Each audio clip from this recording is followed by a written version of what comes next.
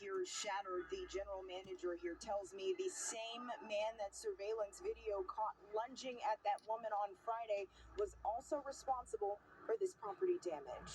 This is actually the second time he's broken the door in the same exact spot. This video making its rounds on social media is shocking. An expectant mother walking through the parking lot of Fellini's Pizza Friday, attacked by a man attempting to punch her. I don't know if I would come back, to be honest. You know what I'm saying? You know, being physically assaulted.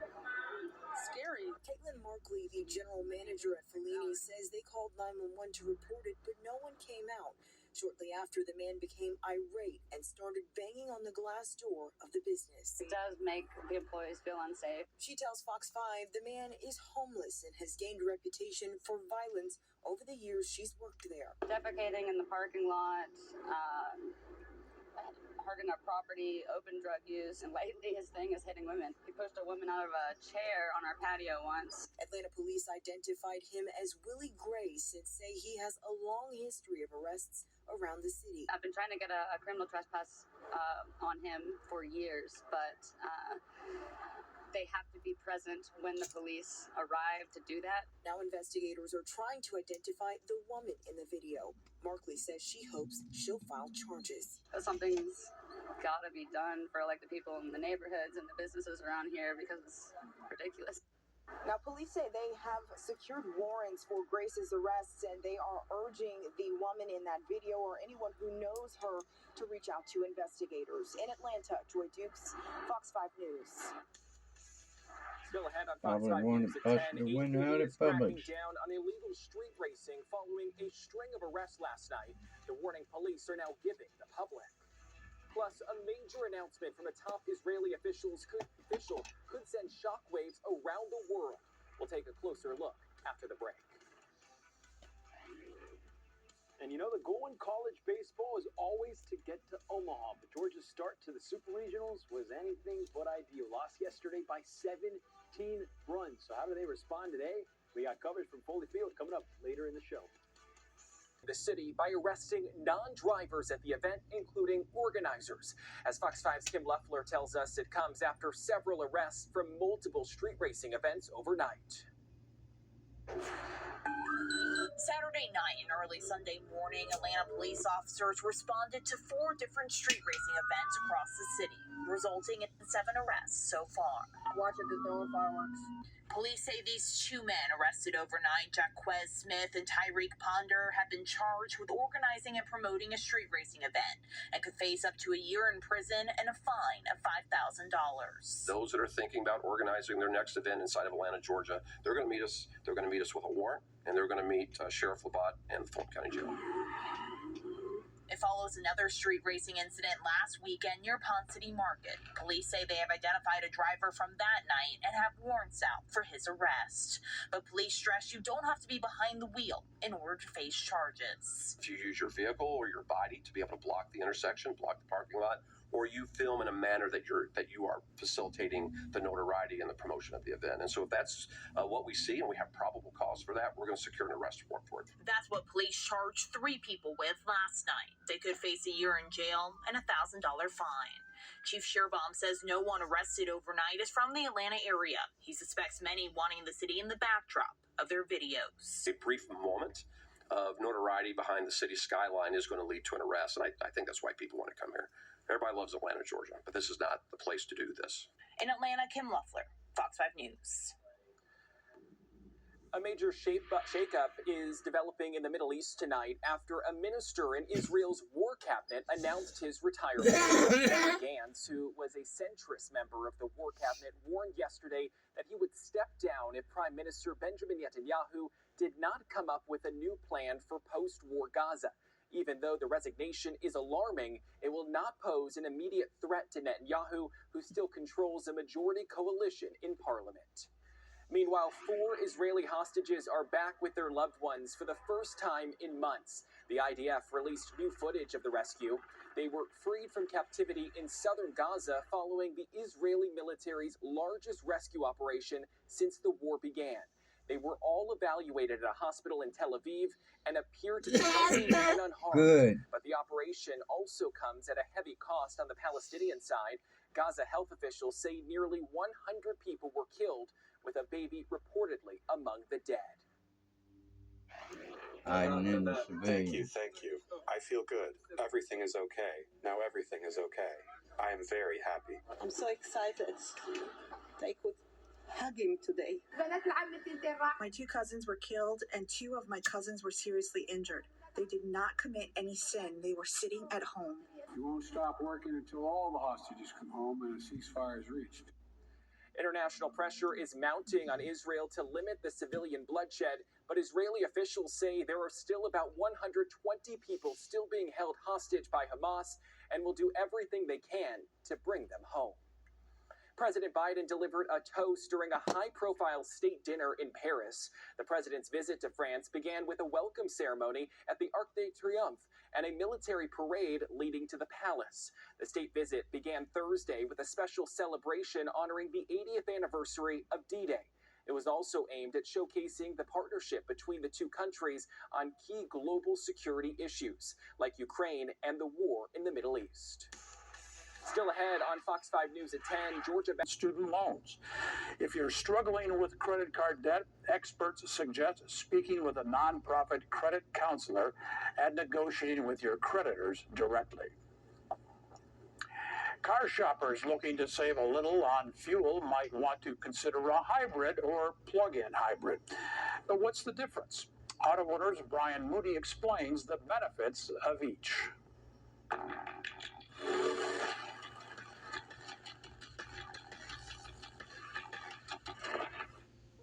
If you want to save money on gas, you've probably considered getting a hybrid. But what about a plug-in hybrid? And what's the difference between a hybrid and a plug-in hybrid? We're going to show you. The most obvious answer is that one has a plug and one doesn't. The real answer is more complex. For example, you can buy a car like this Ford Fusion as either a hybrid or a plug-in hybrid. With a plug-in hybrid, or PHEV, you plug the car in either to a household-style outlet or a charging station, and the car runs on electricity only for a certain distance, usually about 30 or 40 miles.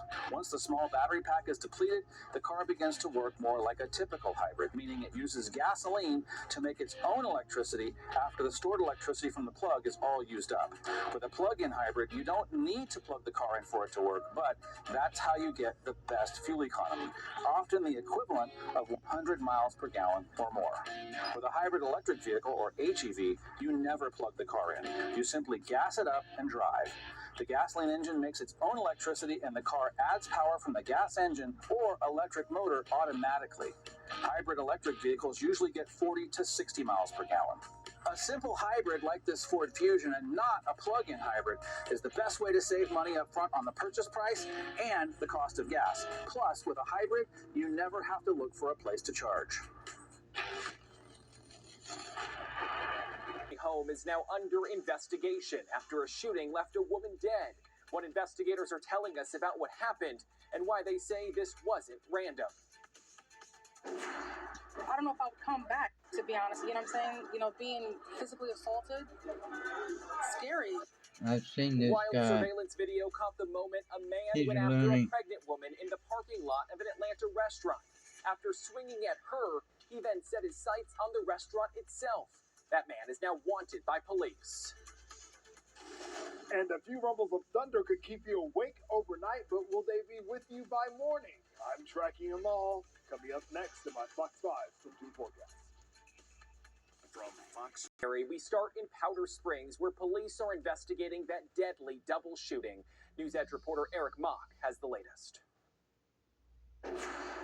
Powder Springs police tell us they got the call of shots fired here at this Forest Hill Road home at around noon Sunday. They're not identifying the victim and suspect in this murder-suicide yet, but neighbors here told us the couple did have children. Honestly, it's a scary thing to know that this can occur right around the corner from your home that you're raising your kids in. Haley Moss says it's scary knowing a murder-suicide happened just down the street from her. Thursday, she was out here and on her phone, and, you know, you wave because everybody's so busy. Hey, you know, but just to pull up today and see this is just devastating.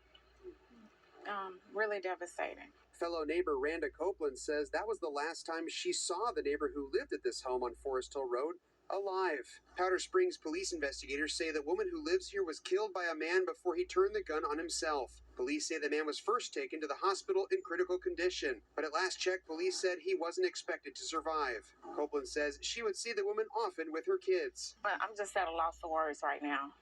I'm thinking about the kids.